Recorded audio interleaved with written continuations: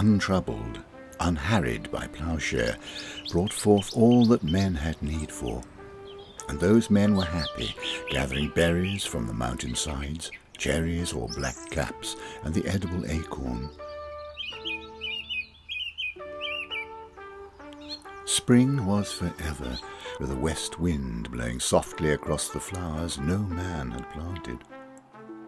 And earth, unploughed, brought forth rich grain.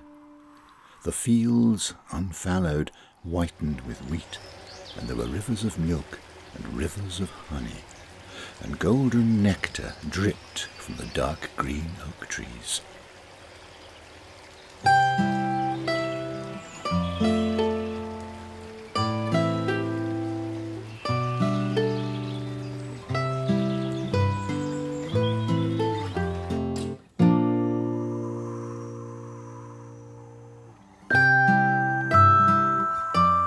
In the county of Dorset, in southern England, lies a 5-mile-wide basin of clay encircled by a ring of hills created in the Jurassic Age 200 million years ago. This is the Marshwood Vale.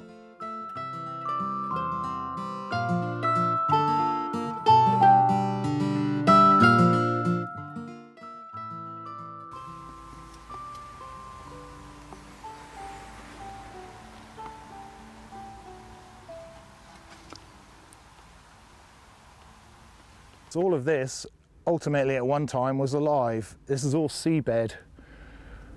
And all this is made out of shells, living organisms, planktons, whatever, and then over so many millions of years have been compressed down into this very hard substance. So this is your prehistoric seabed. But these are sort of limestone beds. Basically, I think these are Jurassic seas, because this is what you find your Jurassic dinosaur footprints in, your ammonites. We're talking millions of years. But yeah, what fascinates me is the fact that at one time all this was a living organism. And I think, in a way, I sort of feel that because it has that energy in it, and it has become this hard compressed thing because of the fact that it was life in the first place, sort of laid down. And I can only imagine that we're all going to return to this at some point.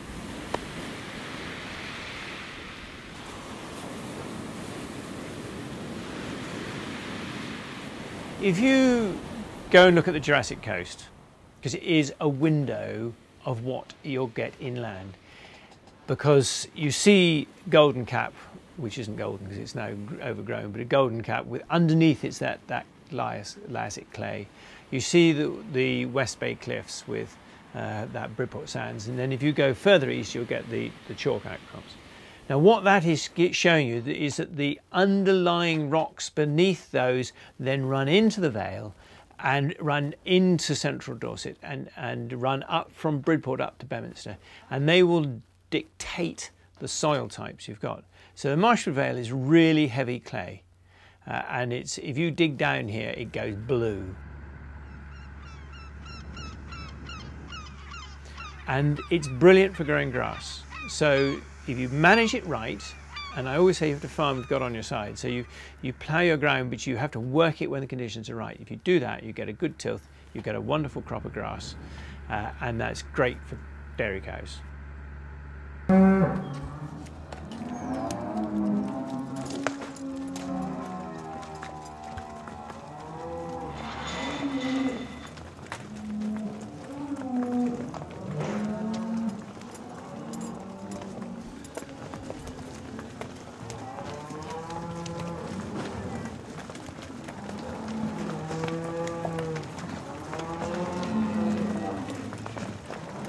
Trying to stop them coming back in.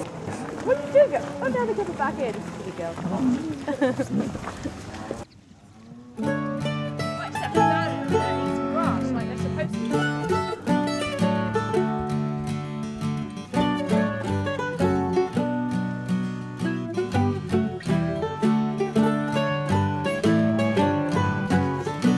So our dairy herd currently are doing over 10,000 litres of cow. but they still go out to graze during the summer months, and obviously during the winter they are housed due to the conditions of the Vale, being very heavy clay here. It's very grass growing land. It's quite heavy to work, so you know, that's hence the arable, because you know, it costs a lot more, much more to establish a crop here, because you have to work it 3 or 4 times compared to like the guys up on the lighter soils, which perhaps put a machine through it once and get away with it. So it's very grass growing. The structure of the farming has changed in the Vale in the sense that years ago sort of every farm had a few cows, and you know, sort of 30, 40, 50 cows was your average herd size through the Vale, and everybody had that. Whereas now, you know, you've got the bigger dairy setups, and all these small farms have gone, really, yes. I think it's a bad thing in the sense that years ago everybody knew about farming because you were all brought up. All the children at Marshwood School used to come home haymaking, and the school almost closed in the summer because years ago that's what everybody did. Whereas now when the children go to school, you know, there's 3 or 4 of them that might be within the farm, and there's 50 or 60 children there and only like half a dozen are involved with farming. Whereas years ago everybody knew a farmer, and then they understood where their food came from.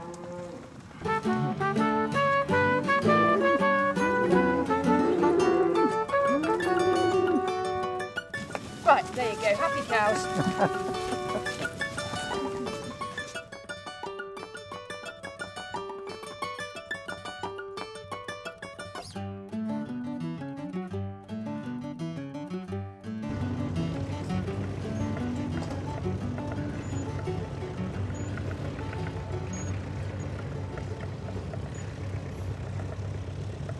Hi, I'm Shauna. I'm Secretary of Marshwood Vale YFC, and it's our ploughing match today. So it's run by young farmers, but it's for everybody to do. There is a young farmers class, which obviously is the young farmer members. There's older people here. Yeah, it's open for everybody, whoever wants to plough. Because in this country, I don't think that farming for people that aren't farmers, like, they just don't have much knowledge on it. And I think if we do teach young children in schools what actually happens on farms, then as they grow up, they've just got better knowledge, and I think they'll have more respect for farmers. Because when I went to Australia, the people over there have more respect for the farmers than I think people in this country do.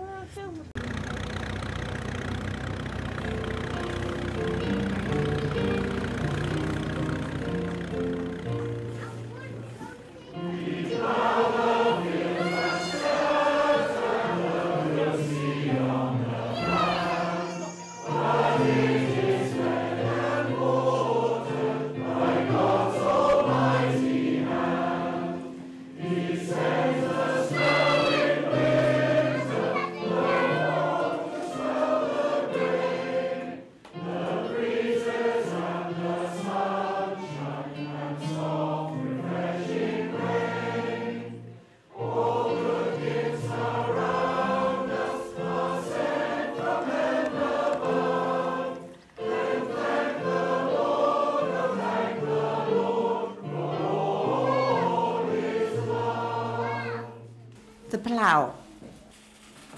It's one of the oldest implements that was used as people began to settle in one place and begin to grow crops rather than simply relying on their hunting gathering. The plough was usually kept in the church, and it helped to remind everyone that the plough was jointly owned. So it would have been quite natural, I think, at the beginning of the farming year for people to thank God for their land and their work and their tools, and to ask God to bless the work and bless their tools at the start of the farming year, before the plough was taken out into the fields. It is good to remember the old traditions, to reconnect ourselves to our place and to its history. But this isn't all about looking back, especially if we're tempted to look at the past through rose-coloured spectacles. Life for many farmers, many agricultural workers, here as everywhere, would have been hard and harsh. Work depended on the changing seasons, on the weather, and there was a deep sense of rhythm in the farming year.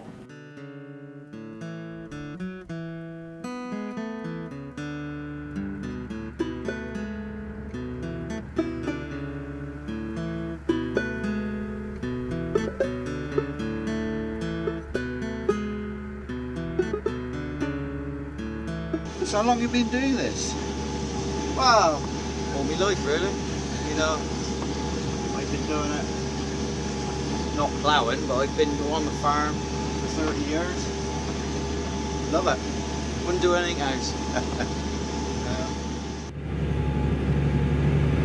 Yeah, my grandpa, he's done it all his life like his father did. He wouldn't do anything different, you know.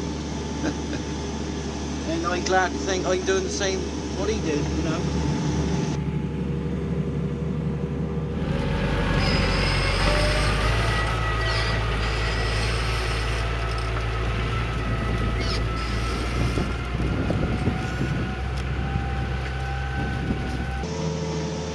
It's a job that you got to love to do. It's all different weather, you know, weather conditions and everything. And some days it's not nice to be out here, but being out in the countryside and working on the land is a lovely thing to do. And work with the animals and everything, it's more than a job. You've got to love doing it to do it.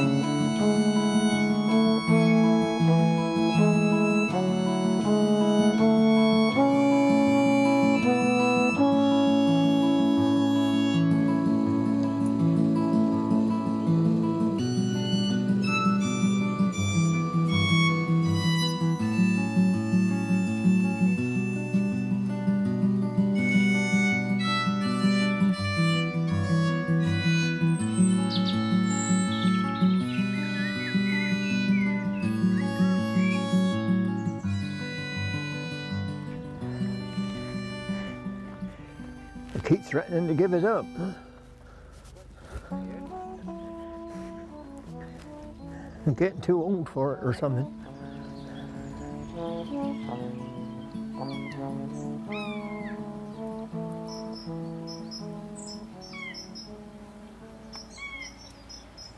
I used to use a big spade at one time, but I've got this and it's smaller. You'd make less disturbance.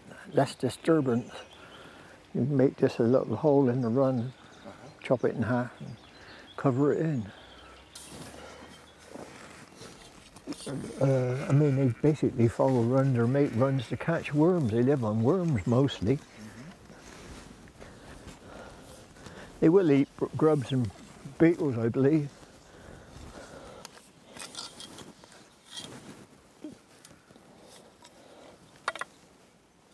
the only thing I always think, it gives me a bit of exercise. But I suppose at the end of the day, you get paid for going to exercise, where people go down to keep fit, spend a fortune. They're doing the same thing, nearly. So what's the trick here? There isn't one, I don't think. Peter, you've got a hole, a tunnel leading into that bit there. Well, that's where he's coming out, and he's going down under there. He's gone downhill. But I mean, they can be a bit deeper than that. Is there a particular name for this sort of trap? I think they're called scissor traps, as far as I know. Apart from that, I don't know that they got any particular name. He goes in.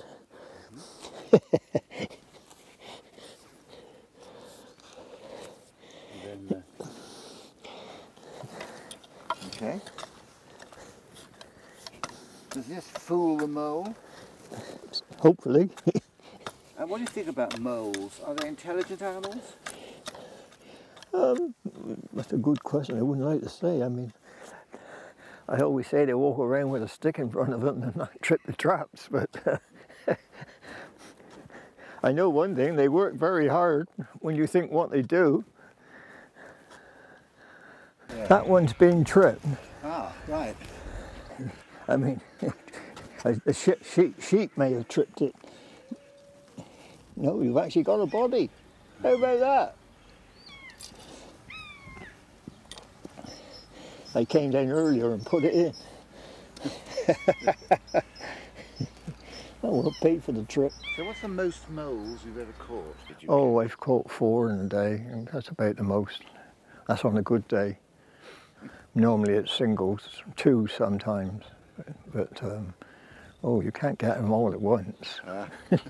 Make it too easy.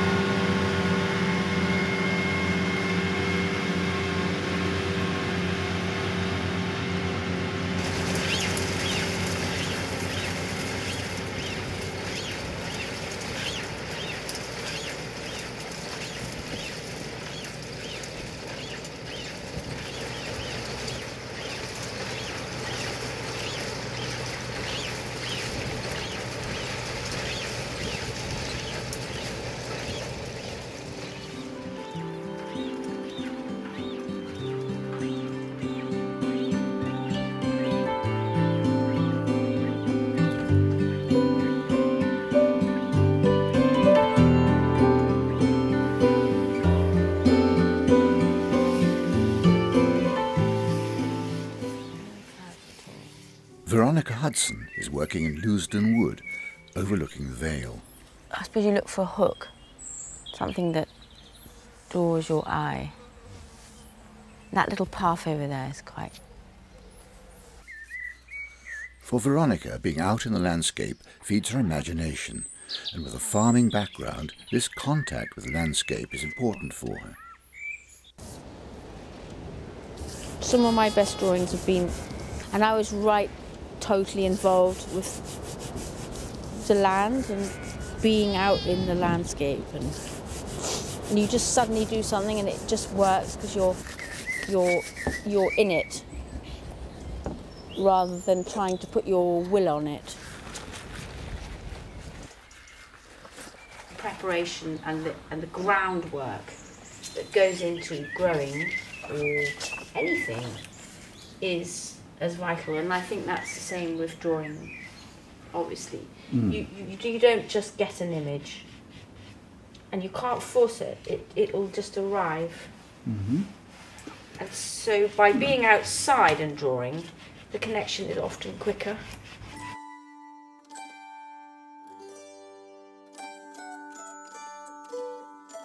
Although she works with different media, charcoal is her favourite for drawing.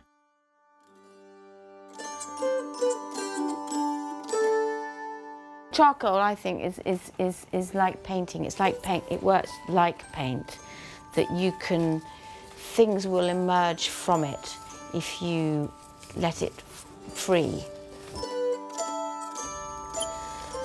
So I make my own charcoal, and mostly because it's quite expensive, but also because there's something amazing about going to the land and picking the wood and turning it into something creative and beautiful.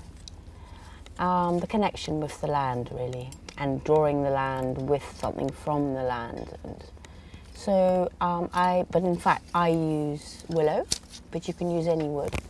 And I literally I put it in a coffee tin and bake it for 7 minutes. I bake it in the embers, otherwise it sort of gets overdone. So then what you don't want is it all to catch fire. I'll try a bit. It's quite hot. It's a bit like pasta when it's yeah, that looks good when it's got the white bit in the middle. Oh. It's like pasta. Yeah. Obviously the difficulty is getting it all the same because they're all different lengths. I think that's it. And then also you have to, there's a kind of sound, like a tinkling sound when it's ready. For me, my connection with drawing is it's a connection with nature. You know, for me, all artwork is discovery and allowing things to happen. It's a good way of seeing the landscape, isn't it? A good way of looking, even if you just throw it in the bin. Tell us what you feel about where you've got to with this now. I think I've just got to a position where I've used it as a looking tool, and it's a good warm-up exercise. Right. And then I would come back and I would draw it again, another one and another one and another one, and work through those, and then come back and do one big one. So this is a bit like a photograph. It's like cementing the memory and also kind of getting the feel of the place. So I might do a bit more walking around and stuff.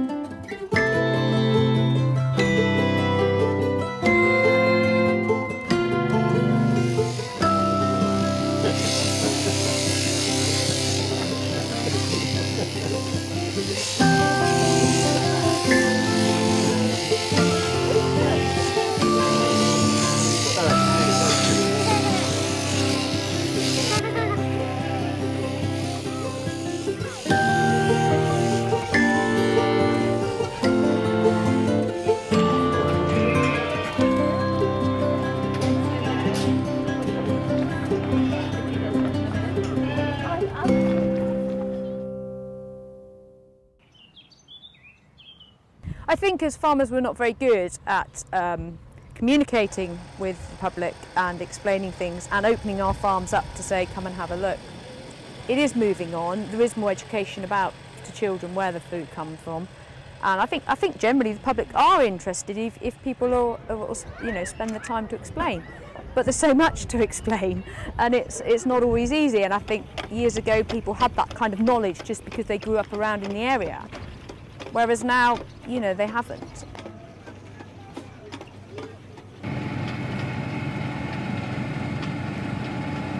So most people in the Vale are, if you go back, you know, 3 or 4 generations, are related. I was born down in Bridport, but I have travelled around a bit and been off to see a few parts of the world. But I came back to the farm about 11 years ago.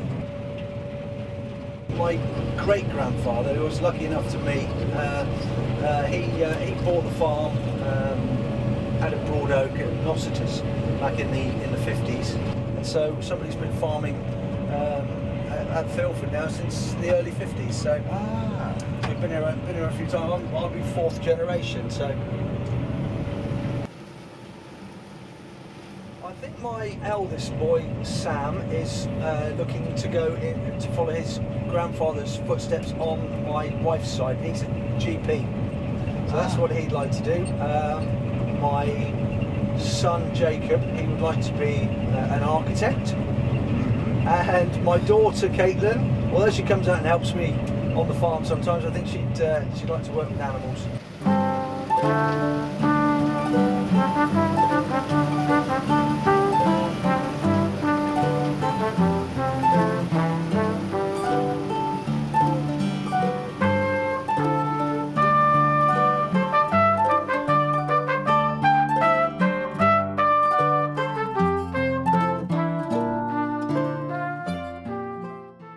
When I was growing up, I suppose there were between 20 and 30 farmers making a living through the Vale. And now, I suppose there's no more than 5, is it? Because they've all gone on, really.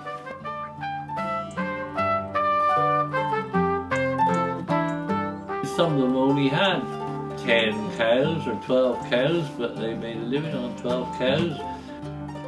And do you think there's a future in dairy farming? Well, there's got to be. There's always going to be the demand for milk, even if it's not in this country. I'd like to hope that we would be able to carry on.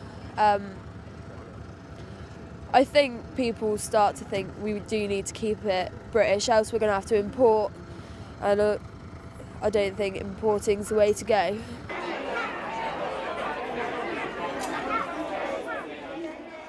To look at the dairy industry, you've got to look at it globally. You've got to understand that the price of dairy products in New Zealand has a critical effect on the price of dairy products in this country.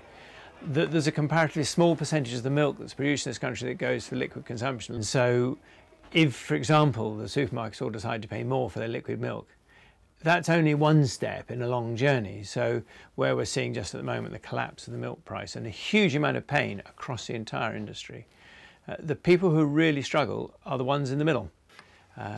We are in the global market. And so not only have you got all that going on, but internally you've got the ridiculous situation where on liquid milk, the supermarkets are using milk together with a number of other products as a lure to get people into their shops. So milk is selling at a lower price than water. Is that right? I mean, it is right, but is it morally right? It seems to be absolutely iniquitous.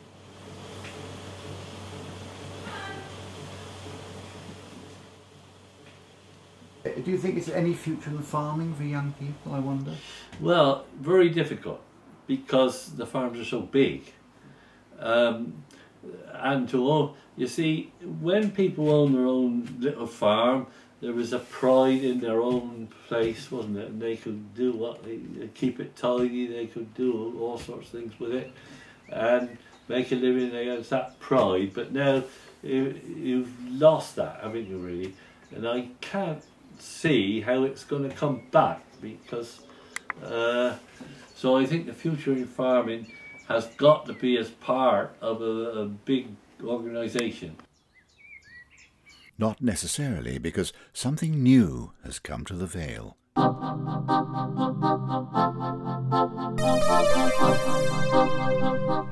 The milk vending machine.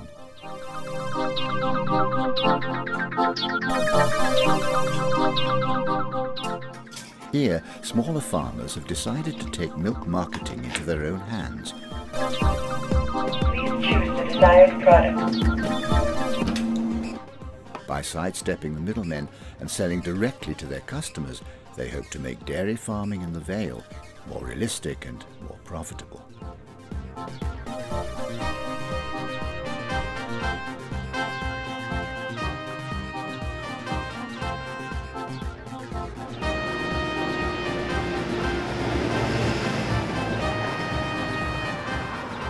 I mean, change has happened in the last 50 years. It's been more than it's happened for hundreds of years, isn't it, really?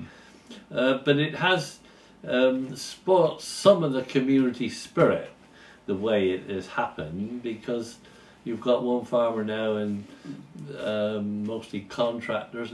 And the other thing is that the land they have now, these farms, is miles away, so that they have to travel so far, bringing their produce and stuff together, that you wonder whether the economics of that are as good as they could be. And it does, of course, means that the roads are so full of tractors all the time. And they're not little tractors either, are they?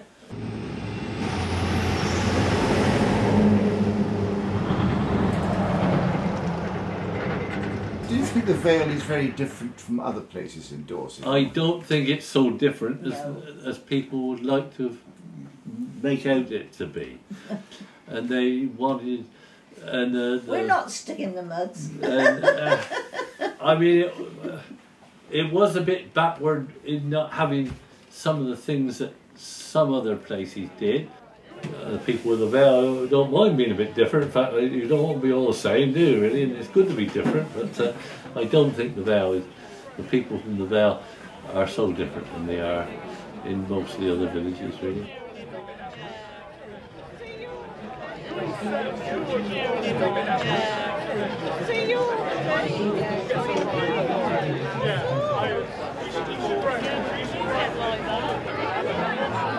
Okay, so what we're going to do now is we're going to ask the judges to put some nettles on the table.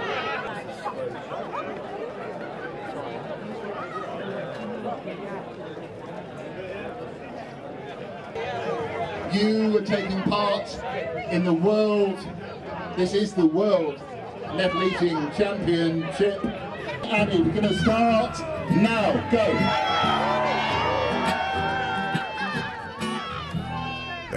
The bottle in, it's nettle eating time. We all sit down to play the game and many friends of mine.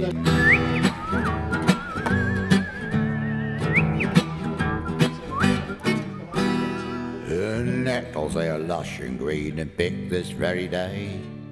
The bunches then they're handed out and all we can do is pray.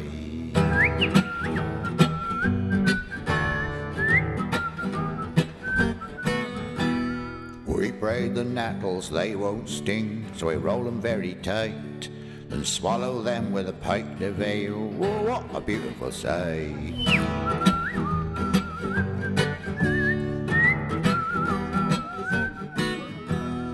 It's quite a skill, this game, you see. We do this every year. People come from far and wide, they munch the nettles and drink the beer.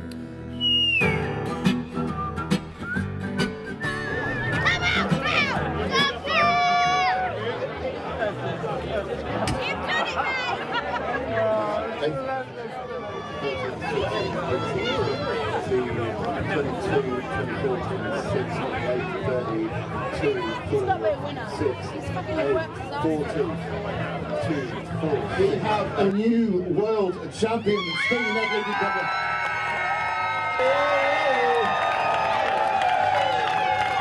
Well done. It is all about the taking part. That for your information, is what 86 feet of sea nettles looks like. Very well done, sir.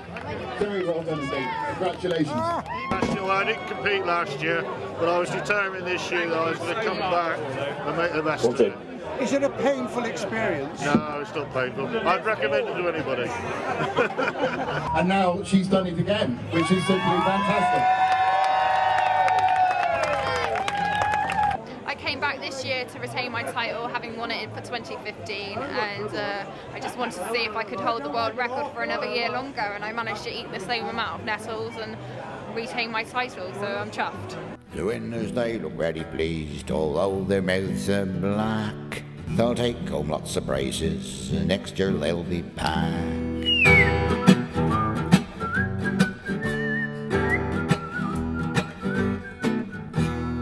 Oh, the bottle in, the game is in full swing.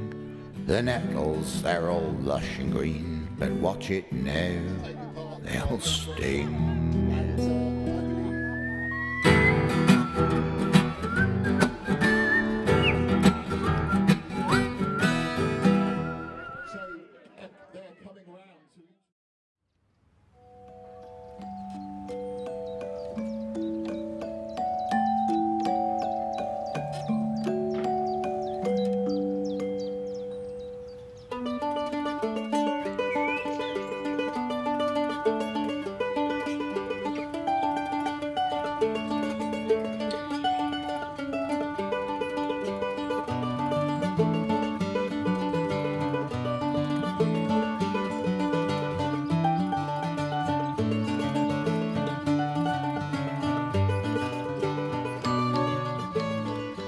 I think flowers are amazing. I just think the way that one little seed or one little bulb can produce this extraordinary variety of colours and shapes and sizes and scents, and I think flowers are absolutely extraordinary. So it's actually, I suppose it's quite a privilege in some ways to work with flowers, because there is something extremely special about them.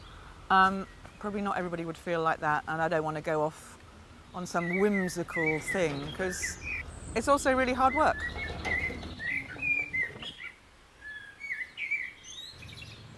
I moved here, about 5 years ago. I had imagined I would be able to do the same as I was doing where I was before, which was Herefordshire.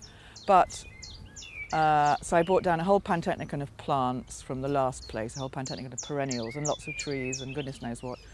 But the worst thing about the Marshwood Vale, or here at the bottom of the Marshwood Vale, is my land is kind of a sump for the rest of the Vale, I think, and it's really, really, really heavy clay, which is really not ideal flower growing soil.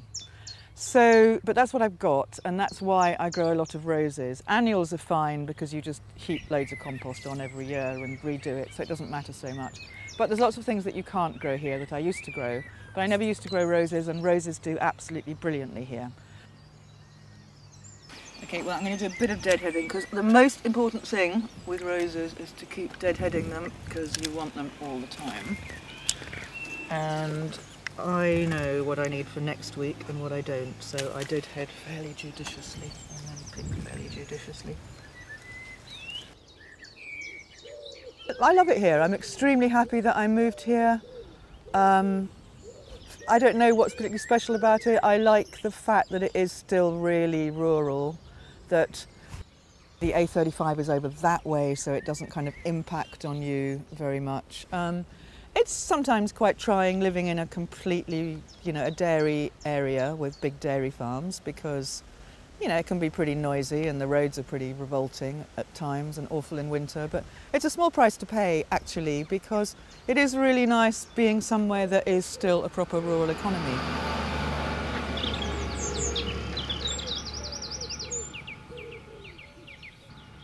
I suppose I've always been connected with the land, whether it was through, my father farmed always, or I've always lived in the country, but it's nice to have a proper connection and be actually part of the land rather than just someone passing through it.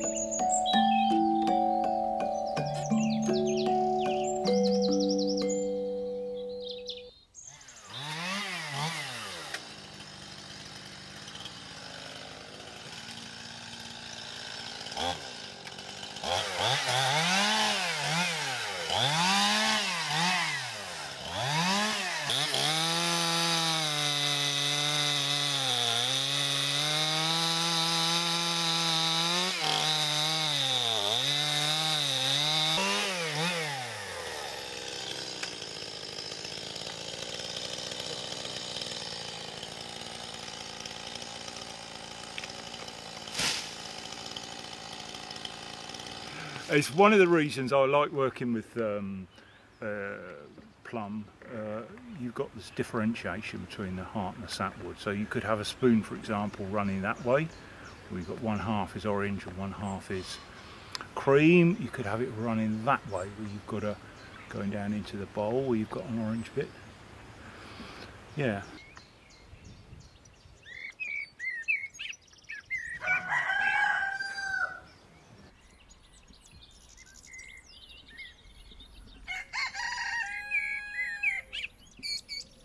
I love wood.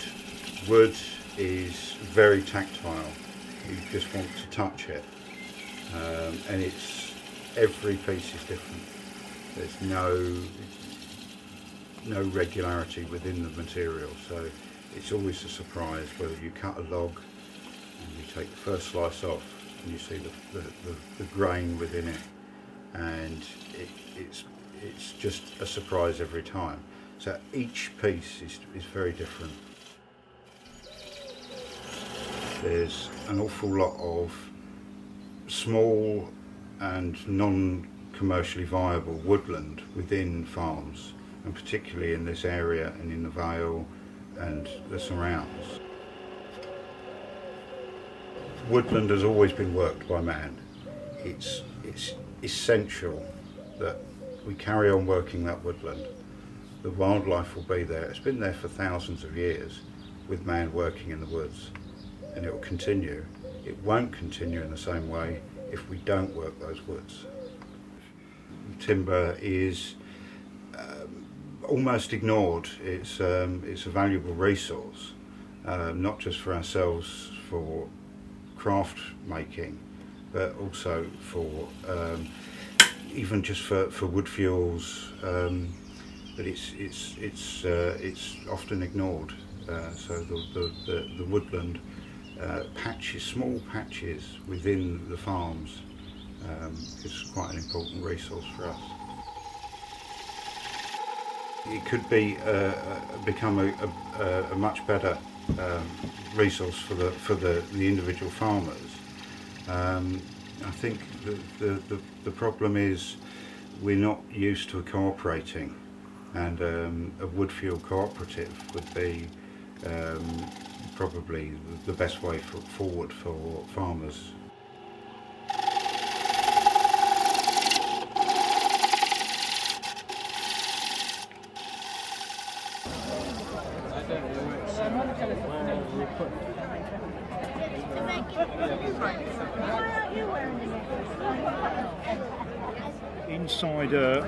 Inside a log basket like that, you've got a base. Yeah. It starts as a cross, and then becomes like the spokes of a wheel or the hands of a clock. And I'm just weaving some thinner willow around in just a pairing motion, one over t'other like that, nice and tight. And I'm pulling it towards me slightly as I go, because a little bit like the bottom of a champagne bottle, it's stronger from the inside. Yeah. So it'll take a load then on the inside. Oh, so I see. That's particularly important for a sort of log basket. We found that the people within the Vale and around West Dorset and surrounds appreciate handmade items. There was a lot of artists, musicians, and we found that other areas aren't so receptive to handmade products. It's got a good vibe as far as people who make things.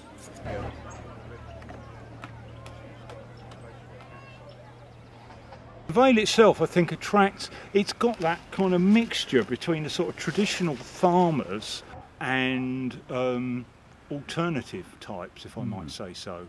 There's a particular feel about it. It's difficult to express it in words, but it has a sort of slightly lost feel, like slightly ancient feel, otherworldly feel.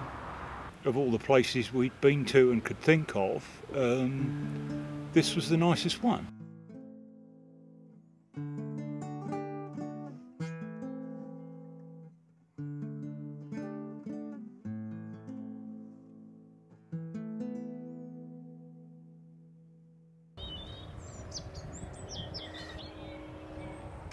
Welcome to Crabs Blanchet Farm. The Creeds have been here since 1914 when the Gundry estate was split up. All the young people who worked on farms actually went to war, so they had to split the estates up. So my great-grandfather decided to put my grandfather into Blanchet to give him a good start. Now it's come down to me, and so I run it with my niece and her husband. Crabs Blanchet Farm lies at the very centre of the Marshwood Vale. It's one of the oldest farms here and is itself almost an agricultural museum.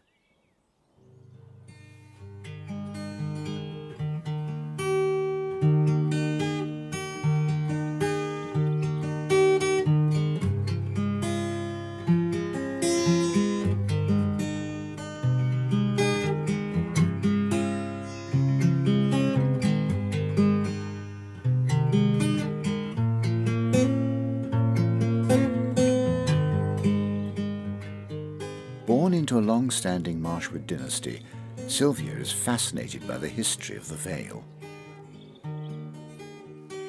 Right, so this is the highest point on the farm, so this is where I normally stop and tell people what you can see from here. So in front is Pilsden Pen, traditionally the highest hill in Dorset, but they've decided it's only the third now. Then you've got Lewisden Hill here, and over there you have got Lambert's Castle. Several of them are actually Iron Age forts. You can also see the patchwork quilt landscape. That dates back to medieval times, when there was massive forest clearance because of increased population. Well, ever since the 60s, people have been allowed to bulldoze hedges out. So if you see oak trees in the middle of a field, it means that there was actually a hedge there at some stage. So there are some really big fields in the Marshwood Vale now.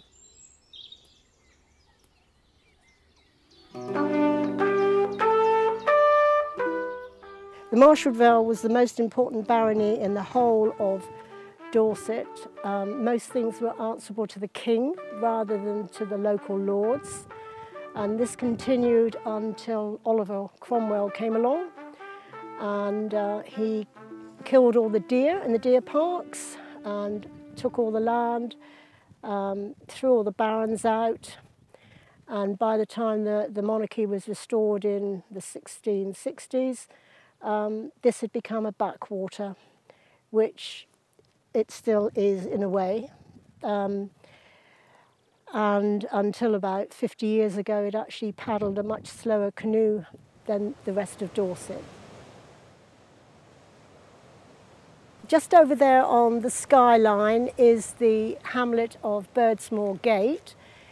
In 1858 the area became really quite famous for the woman, the last woman to actually be hanged in Dorchester.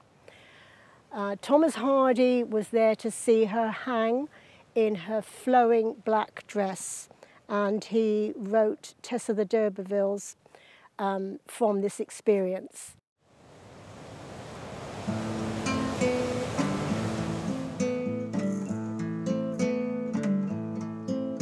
There once was a woman called Martha Brown, who was hung by the neck in Dorchester town. She murdered her husband, so it was said,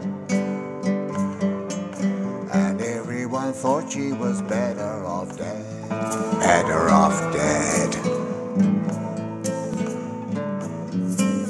The gallows it stood on the old prison gate, and the hangman was cruel, his mind full of hate. Mind full of hate. He walked to her death with nary a cry, the last woman to hang on that scaffold so high.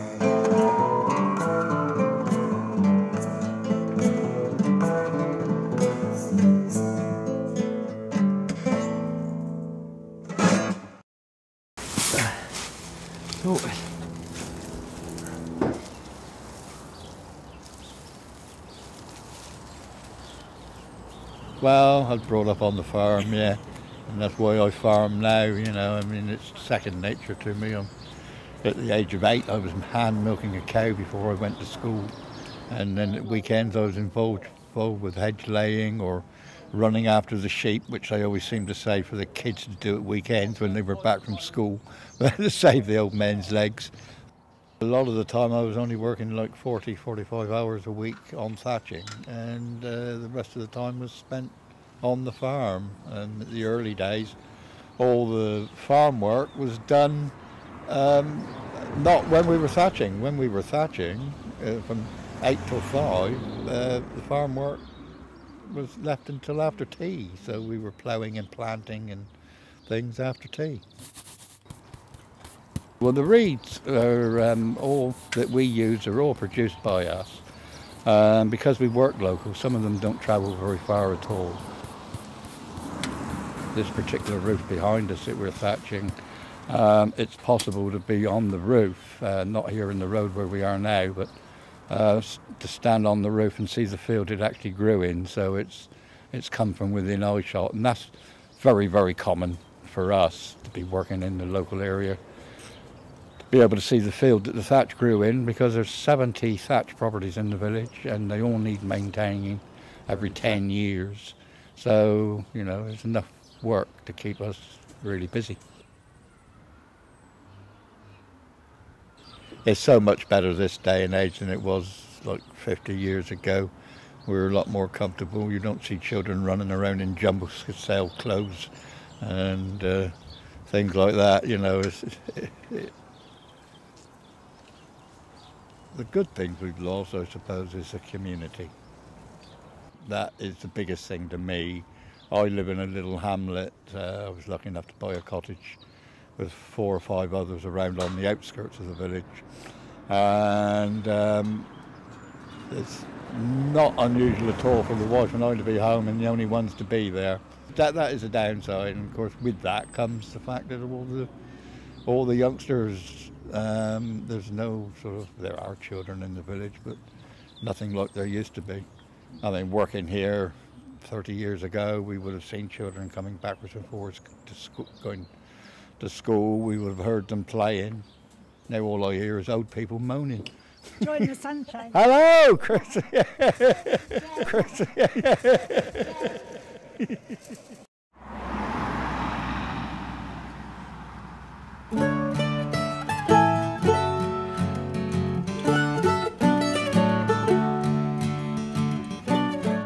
At Dottery, on the edge of the Vale, is a thriving community who've come together to repair their local church, St Saviour's.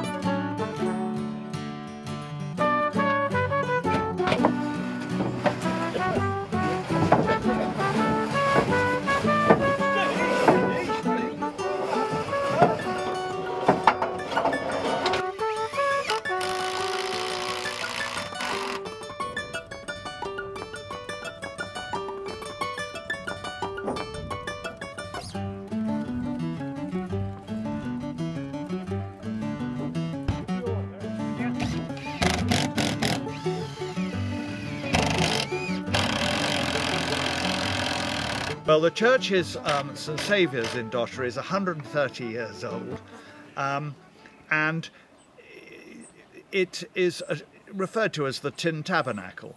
And what happened is, as the Industrial Revolution went on and licentious behaviour became rather more common throughout the country as a result, churches were put up all over the country in an effort to bring people back to some degree of religious order, as it were. And before the main church was built, in a lot of places a tin tabernacle like this was put up, which was a short-term measure before the church was actually constructed. But in our case, the proper church was never constructed, and so this church remains today in situ 130 odd years later.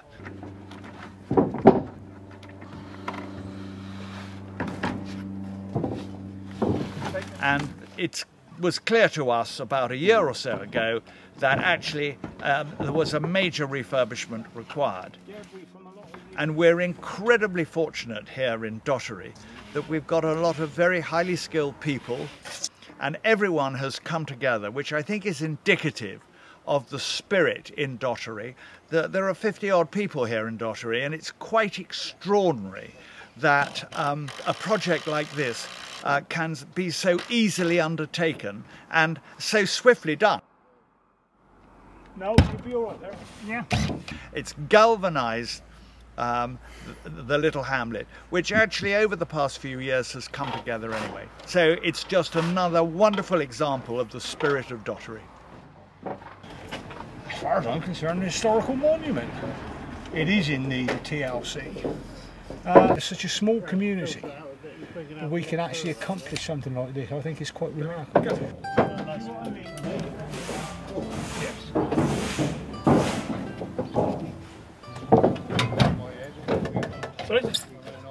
It was a very rotted bell tower. The guys here on site have taken it down and delivered it to our workshop, and we reconstructed a new one, which hopefully will be coming back beginning of next week.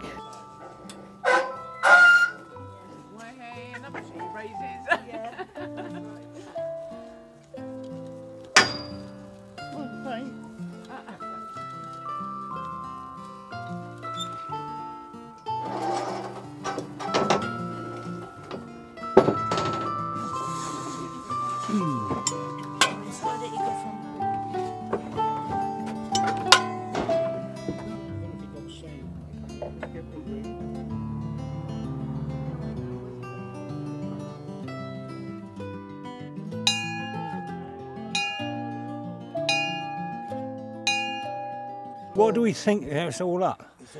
It's very gratifying, isn't it? It really is. It's really nice to see it come back together. It's nice to see it come back together. Hopefully it will last another 100 years. We shall see what happens. But there for the duration of whatever now. Yeah, it's a good job, well done. Thank you very much. It is a good job, well done.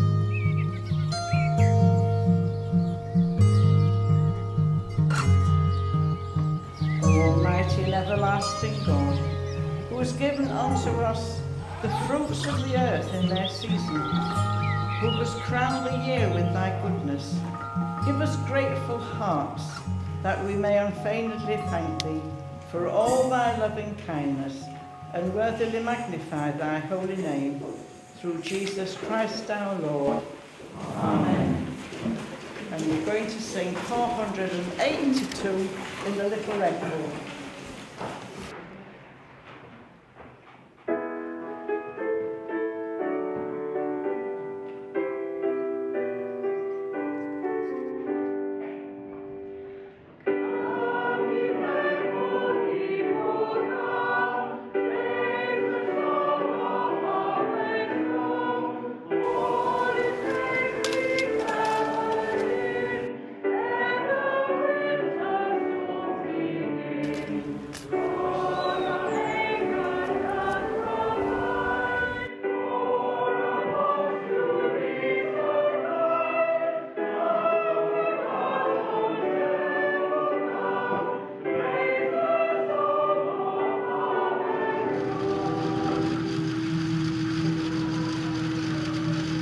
In the Vale, the harvest is in full swing.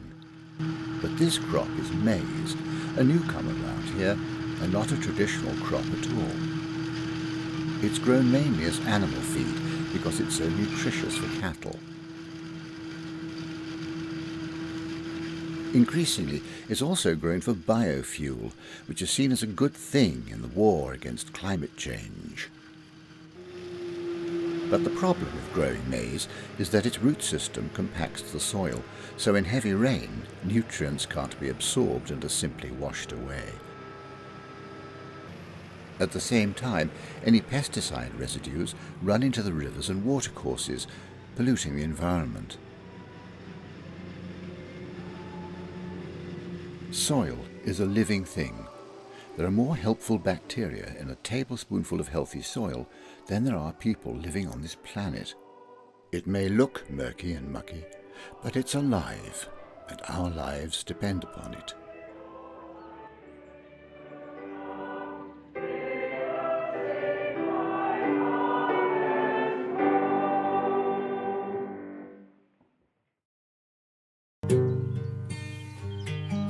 In the past, most farms had a small orchard, and in late autumn the cider apples were pressed, fermented, and enjoyed by all. Now, most cider presses have vanished, and farm orchards have been left for grass. But some have survived. Dorset Nectar began 12 years ago when artists and horticultural designers Oliver and Penny Strong returned from America with their family to begin a new life, buying this orchard of 3,000 cider apple trees. We had to make a change, and it was jumping into the deep end with cider because we'd not made cider before. We hadn't made cider commercially at all. Despite that, they're now one of the leading organic cider makers in the country, winning many awards. I think a lot of it has to do with the soil, the terroir, the kind of soil that we have here in the Bridport. We call it the Bridport Sands, and here in the Marshwood Vale. A sandy, loamy kind of soil, and it is particularly rich, and things just grow. It is fantastic for trees, for specifically fruit trees. And historically, this whole area of West Dorset was particularly known for its apple trees.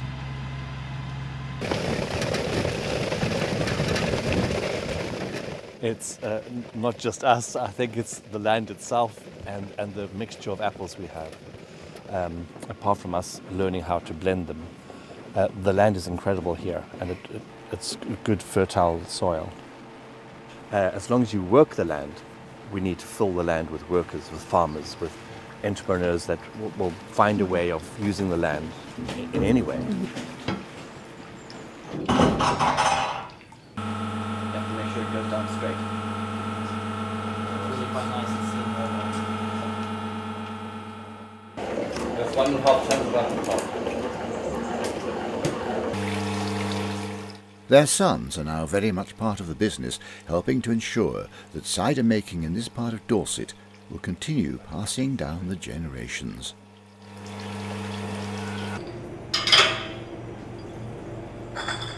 Makes the whole process a lot slower.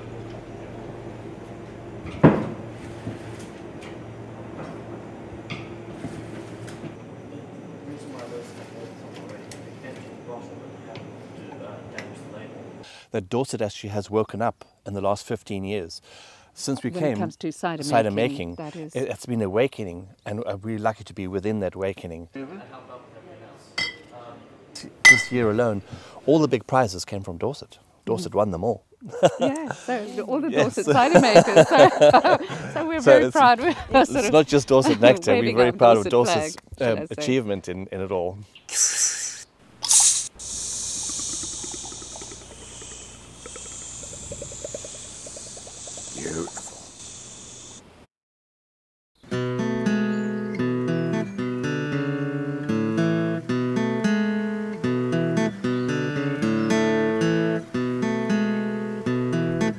This hedge is 7 metres high, and it's due for a trim or a hedge laying. Russell Wooden is an expert at this. It's his life.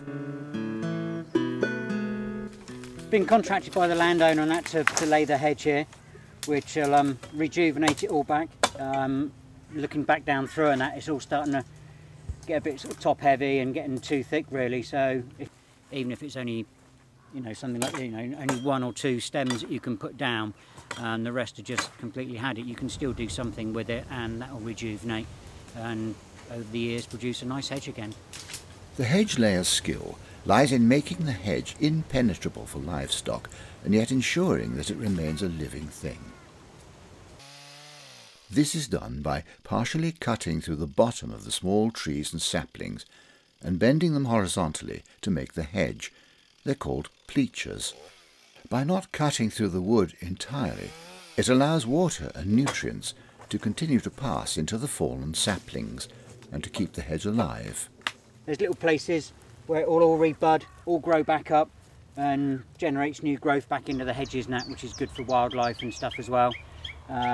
Even though visually it's been cut down, the smaller mammals and animals and that, they can still live, they've still got their thoroughfare, they can still run along through here. So this will all thicken up.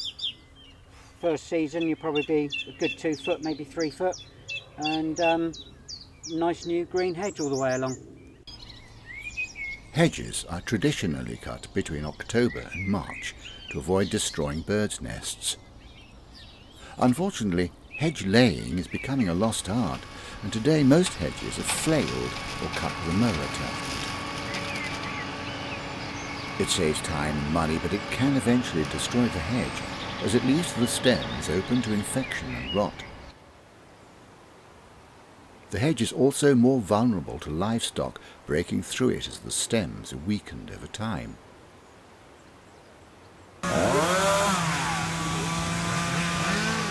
Every year, the Melplash Agricultural Society holds a ploughing and hedging competition for novices and experts alike. Each contestant has a length of hedge to lay, working against the clock.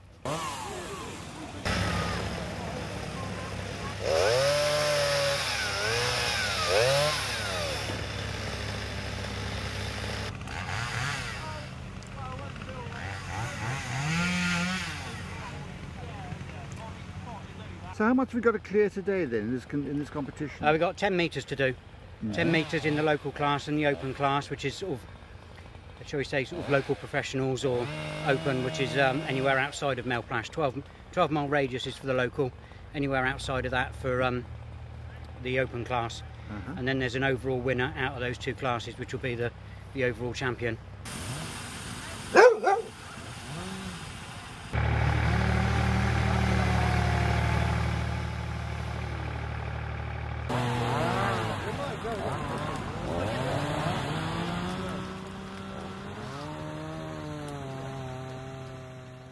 I've been very fortunate in the local class. I've won that 6 years running and a couple of odd years in between, and also won overall for the last 3 years running as well. But I think with my patch of hedge today and that, I'll be thankful for anything. So it all depends on the day, the lot that you draw, the judges and things like that. So you could win one year, you could come last the next year and that.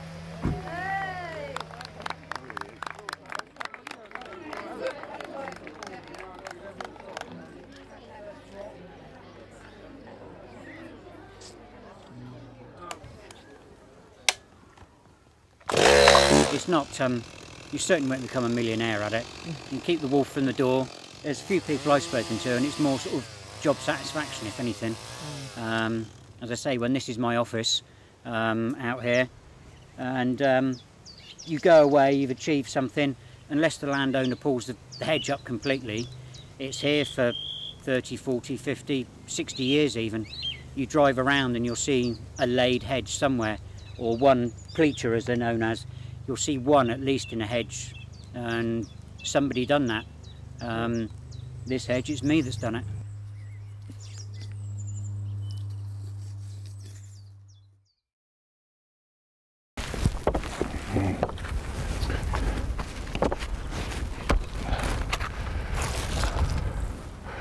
Beautiful. When your eye looks at it, what you're looking at is the fact that you're just taking an average height all the way through. So some will stick up a bit, some will be down a bit.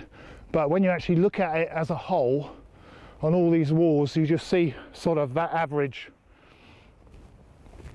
coming into play. Even though I'm coming uphill on a slope, the coping should remain vertical. Also, they should have a fall up the slope. So if something happens to slip somewhere, the way they're going to be going will be up, which won't be so drastic as going down. As you can imagine, if something slips back downhill, then it's more that the whole lot are going to go slipping downhill.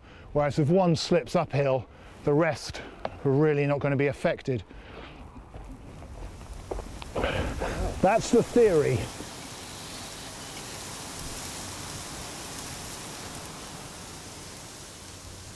Born in the countryside, that's my sort of area.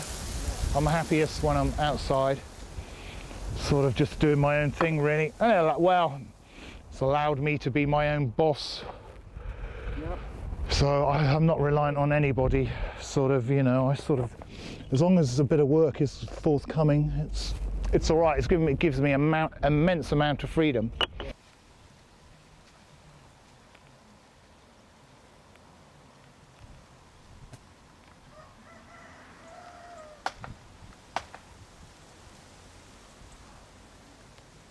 Yeah.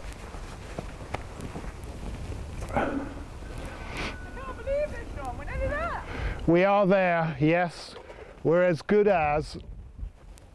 I've got the last two, hopefully, I think, but I'll have to do a little bit of, I might have to use my little extra bits. I'm sure there was one. But that's about it, yeah, that's it really.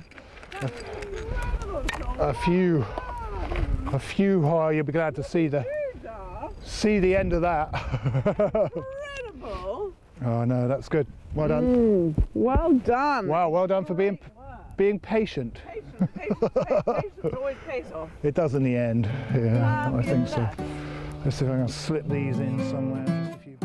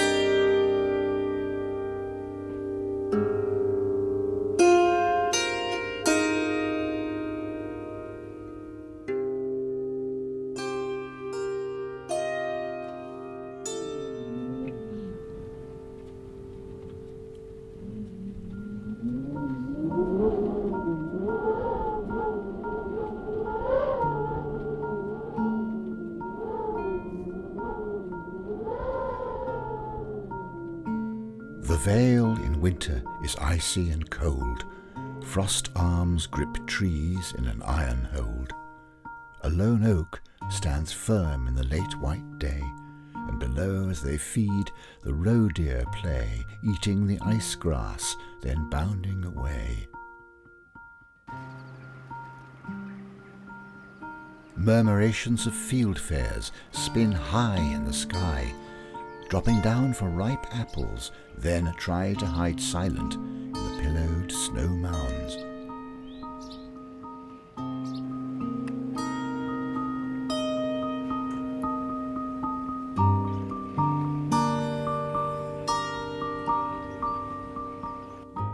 While children in houses, in village or towns, await their tree time, for Christmas is near. So sing ye all a winter song, sing it loud and sing it long, for the star will soon rise high in the east, time for carols and a late solstice feast.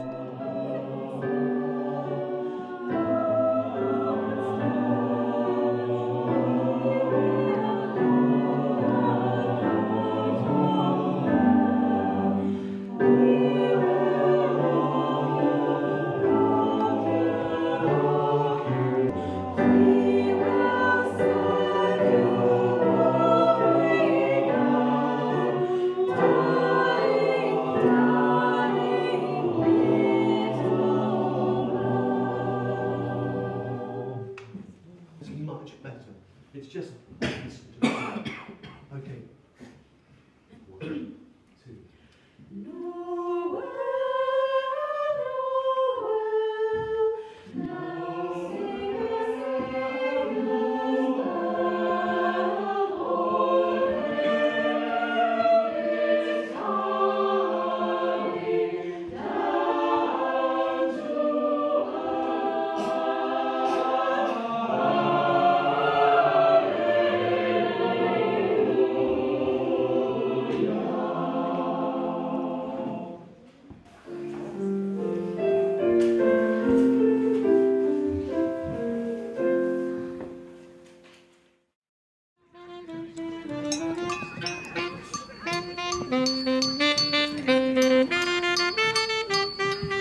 After the Christmas celebrations, mid-January is time for the ancient tradition of wassailing the apple trees, driving evil spirits away and hopefully ensuring a good harvest for the new year.